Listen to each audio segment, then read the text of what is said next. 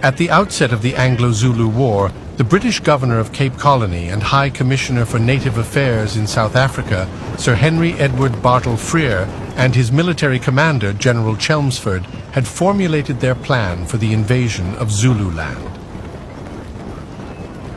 The British commander intended to invade Zululand with 3 columns and converge on the Zulu capital of Ulundi. Number 1 column, under Colonel Charles Pearson on the coast, was to begin its advance at the lower drift of the Tugela River. Number 3 column, under Lord Chelmsford in the centre, was to cross Rorke's Drift and advance 137 kilometres to the capital. Number 4 column, under Colonel Evelyn Wood, had to advance the shortest distance, about 121 kilometres. Number 4 column consisted of 8 infantry companies from the 13th and 90th Light Infantries, with about 1,500 men, 4 7-pounder mountain guns of the 11th Battery, roughly 200 cavalry of the Frontier Light Horse, the civilian followers of Piet Uy's and Wood's irregulars, and 300 African infantry. Number 4 column was to occupy the attention of the Zulus dwelling on the flat-topped mountains rising out of the plains of northwest Zululand.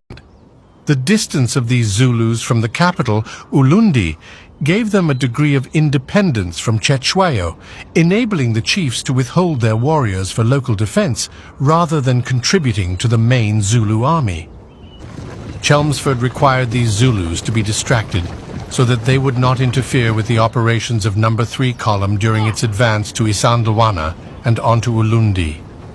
On the 17th of January 1879, Wood established a lager at Tintas Kraal, 10 miles south of a chain of flat-topped mountains. The British invasion forces were soon in deep trouble. The British centre column was decisively defeated at the Battle of Isandlwana. Hearing about this defeat, Charles Pearson's Number 1 column decided to dig in at Eshowe, where they were soon under siege by the Zulus. This meant that the Number 4 column under Evelyn Wood was the last remaining active British column in Zululand. On the 20th of March, Chelmsford made his request to Wood for a diversion, and Wood prepared to move against the Abacalusi encamped at Hlobane. At that point, Wood was aware that the Abacalusi were not his only opponents in the area. There were other forces under the command of Prince Mbeleni. On the 12th of March, Mbeleni and about 800 of his followers surprised a company-sized detachment of the Staffordshire Volunteer Regiment encamped along the Ntombe River.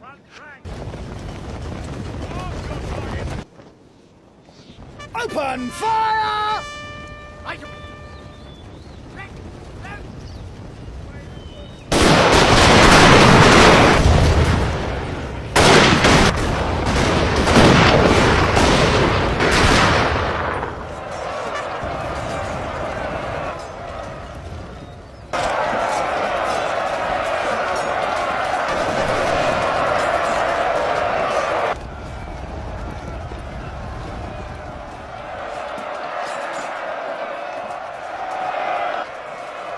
The Zulus killed 79 men before the remaining few managed to escape.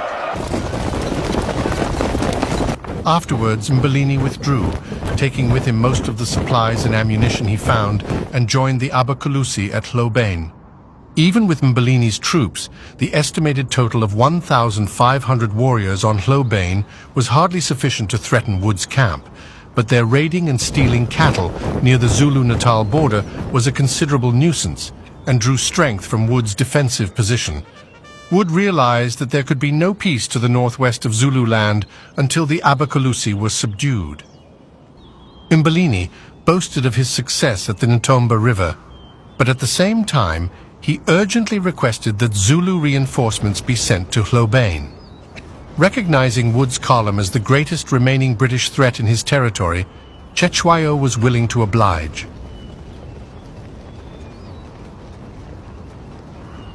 On the 26th of March, Wood received news that more Zulus were traveling to Hlobane. He decided to make a move and gambled the safety of his camp by beginning the march on the Zulus camped at Hlobane. He marched out with 156 men from the Frontier Light Horse, 40 Boer Scouts, 70 Transvaal Rangers, and 80 Cape Colony Volunteers. This amounted to about 400 mounted men in all. Also accompanying the expedition were the 277 native troops of the 2nd Battalion of Wood's Irregulars, who were mostly local recruits from the Transvaal. Colonel Wood left Kambula separately, 2 hours after the main column. He was accompanied by his personal staff, as well as his political agent and interpreter, Llewellyn Lloyd, along with several friendly mounted Zulus. Wood's plan was for mounted troops led by Lieutenant Colonel Redvers Buller to scale the eastern track to the higher plateau, supported by rocket artillery and friendly Zulu. A similar force under Major Russell would occupy the lower plateau. The two attacking parties made their way unchallenged towards their respective objectives. They would then rest for the night.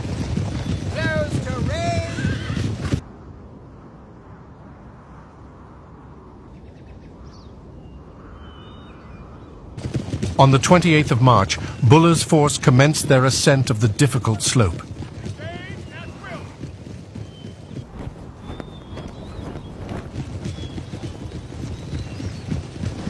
The Zulus opened fire on the scaling troops.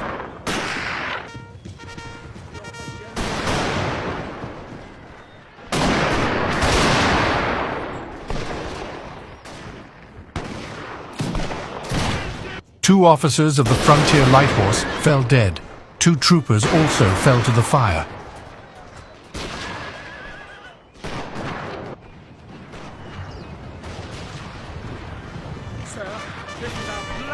Wood and his escort rode to the sound of the firing. Wood spied a Zulu rifleman level his gun in his direction, and he expressed his contempt of the Zulu marksmanship. The Zulu fired, and his bullet found its mark, shattering the spine of Mr. Llewellyn Lloyd, Wood's political assistant and interpreter, who was at Wood's side.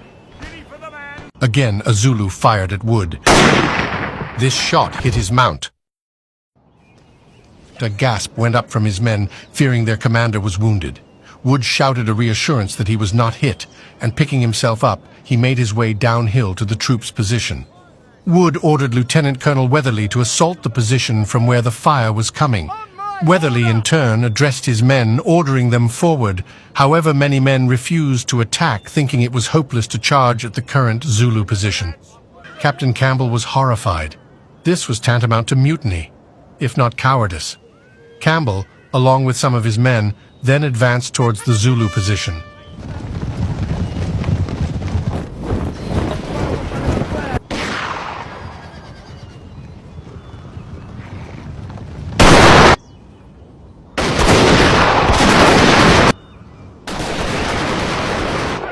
They attacked the Zulu position, and Campbell was shot in the head, killing him instantly.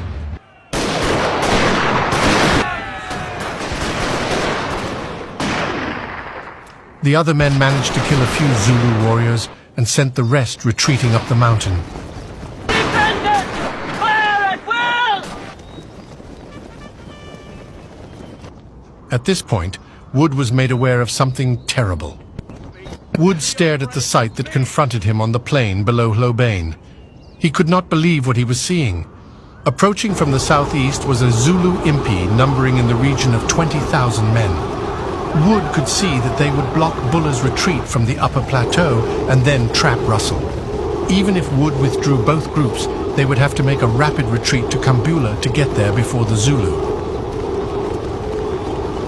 Wood hurriedly sent a message to Russell ordering him to move up to the neck, but with the advantage of high ground, Russell had already seen the impi an hour and a half before Wood and sent a warning to Buller. Buller realized his predicament. Turning back was impossible. The only option was to make for the lower plateau and rendezvous with Russell's force. Russell had moved his troops off the lower plateau to Intientica Neck to support Buller's troops as they descended. When Wood's orders arrived, Russell and his officers took it that Wood wished for them to take up positions on another neck, 6 miles westwards, by Zungwin.